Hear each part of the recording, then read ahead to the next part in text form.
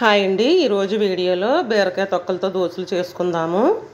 దీనికి నేను సన్నగా లేతగా ఉన్న బీరకాయలు అయితే తీసుకున్నానండి. తాజాగా ఉన్నాయి తీసుకోవాలి. వీటికి మనం కూర వండుకోగా మిగిలిన తొక్కలతో పాడేయకుండా వేస్ట్ చేయకుండా ఇలా దోశల రూపంలో వేసుకోవచ్చండి. ఇగోండి చూసారా, ఇలా ఇరుస్తుంటే నార అనేది లేకుండా ఎలా ఉన్నాయో, ఎంత తాజాగా ఉన్నాయో.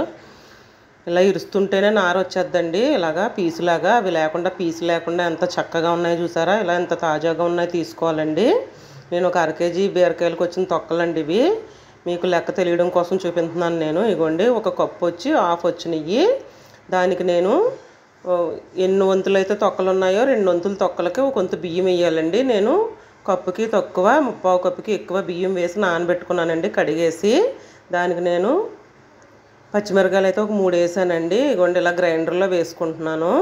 పచ్చిమిర్చి వేసి తొక్కలు వేసి, తొక్కలు కొంచెం నలిగిన తర్వాత నానబెట్టుకున్న బియ్యం ఒక 3 గంటలు 4 గంటలు నానాలండి బియ్యం. ఆ నానబెట్టుకున్న బియ్యం నీళ్ళు వంచేసి మళ్ళీ ఒకసారి కడుక్కొని ఇగోండి తొక్కలతో పాటు వేసుకుని రుబ్బుకోవాలి. మిక్సీలో కూడా వేసుకోవచ్చండి, గ్రైండర్లో అయితే బాగా నలుగుతుంది కదా అనేసి నేను గ్రైండర్లో వేసాను. ఇదిగోండి ఇలా మెత్తగా అయితే నలగాలి. 2 వంతుల తొక్కలో ఒక వంతు బియ్యం అయితే వేయాలండి దీనికి. అప్పుడే బాగుంటాయి దోశలు, చాలా బాగుంటాయండి. ఇవి మన పూర్వీకుల నాటి వంట ఇది. ఇలా తినడం వల్ల ఆరోగ్యం, ఎంత ఆరోగ్యం అండి దీనికి. బీరకాయ తొక్కలో మనం బీరకాయ కూర వండుకున్నప్పుడల్లా ఆ తొక్కలు పాడేయకుండా చక్కగా ఇలా దోశల రూపంలో వేసుకోవచ్చండి. చాలా ఆరోగ్యం అండి. షుగరు బీపీలు అవి రావు ఇలాంటివి అప్పుడప్పుడు తినడం వల్ల. చూసారా ఎంత బాగుందో, పెసరట్ల పిండి కన్నా ఇంకా గ్రీన్గా ఉందండి.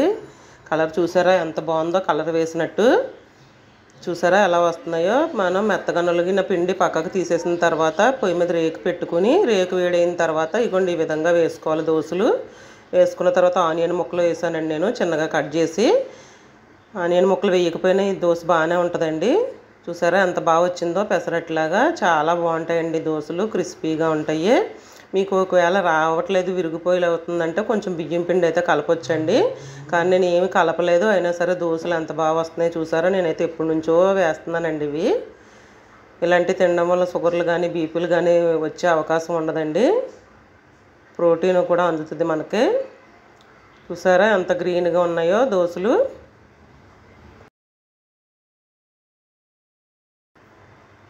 ఇగోండి ఈ విధంగా ఒకదాని తర్వాత ఒకటి వేసుకొని అప్పుడప్పుడు తినడం వల్ల చాలా ఆరోగ్యం అండి. దీంతో నేను ఈ తొక్కలతో పచ్చడి కూడా చేశాను. నా వీడియోలో అయితే ఉందండి, నువ్వులు వేసి పచ్చడి చేశాను. అది కూడా చాలా బాగుంటుందండి.